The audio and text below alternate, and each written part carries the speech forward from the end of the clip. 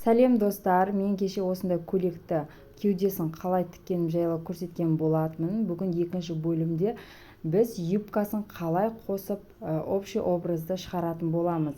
Әуелі мен юбкасы екі бөліктен тұрады. Ол жаңағы сыртқы және ішкі бөліктен тұрады. Ішкі астар матасын осылай оверлоктап аламын ақ жіппенен.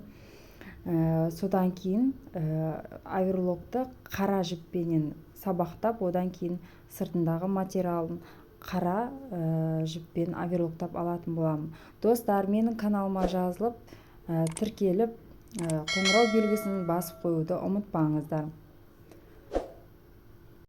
Сырты осындай нәзік мата болғандықтан менде шамалы осы арада оверлок дұрыс болмай, шамалы настройкаларын дұрыстау керек болды. Одан кейін мен осылай жаңағыдай ішкі бөлігін алдым да, сыртқы бөлігін тоже общий осылай қосу үшін бірінші замогын тұратын жерді белгілеп алдым.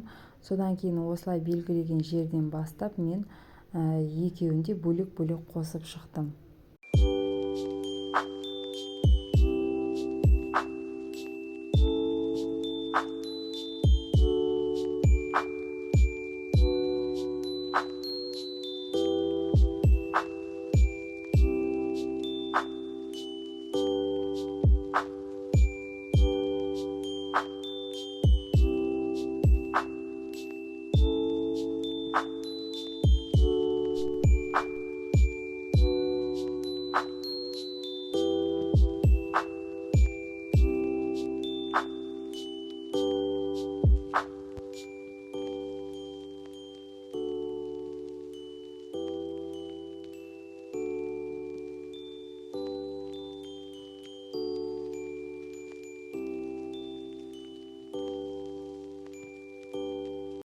Болғаннан кейін осы бел жағындан матамызды осылайынан 1 сантиметр етіп тігіп алдым. Бұл жиыру үшін осындай әдіс пайдаланады.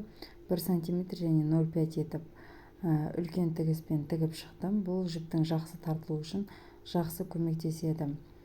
Қара материалды да тоже дәл солай етіп тігіп алдым. Және осылай алдыңғы беткі жағындағы екі жіпті алып, осылай тарта отырып, жақсылап жиырдым. Қара матаны дәл солай жиырып, кейіннен ойланып, қайтадан ішкі матаны қатты жиырып жүрпін, қайтадан оны орнына сөгіп, тек сыртындағы материалды ғана осылай жиырып, бір-біріне қосып, инемен қадап шықтым. Енді айналдырып тігіп шығу керек болады. Және міндетті түрде замоктың орнын қалдырып кеттім. Енді осы жерде осыны 1 сантиметр етіп тігіп алдым, екеуі бірге қосылып тұру үшін. Одан кейін ол бөлікті біз оверлоктап алатын боламыз. Беліміздегі екі матаны қосып болғаннан кейін біз жаңағыдай үстіңгі кеуде бөлігін астыңғы бөлігіменен бірге қосатын боламыз. Ол үшін әуелі біз юбка бөлігін осылай жиырып аламыз. Кеуде бөлігіне сәйкес келу үшін осылай жиырып алып, содан кейін екі бөлікті бір-біріне ине арқылы айналдырып қосып шығатын боламын.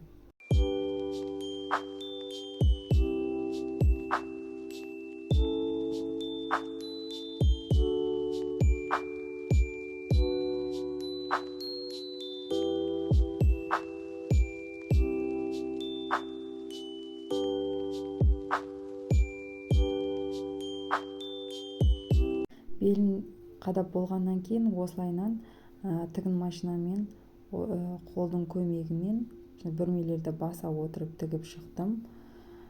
Бұл қисық кетіп қалмас үшін осындай әдісті пайдаландым. Осылай көйлегіміз дайын болды. Енді ішкі жағын, жаңа тіккен жерімізді оверлоктайтын боламыз. Оверлоктаған кезде пинцеттің көмегімен осылай бүрмелерді баса отырып оверлоктадым. Бұл оверлок қисық кетіп қалмас үшін осындай әдісті пайдаландым. Одан кейін замокты орнату үшін осылай бірінші инелерді қадап алып, арнайы лапканы пайдалана отырып, замогын тігіп шықтым.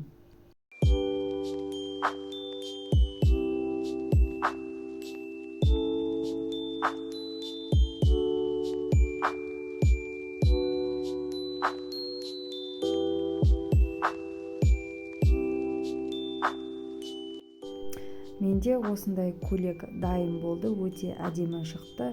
Үйде киілмей жатқан киімдеріңізді құрта салмай осындай балаларыңызға киім тігіп берсеңіздер болады. Менің каналыма тіркелуді ұмытпаңыздар.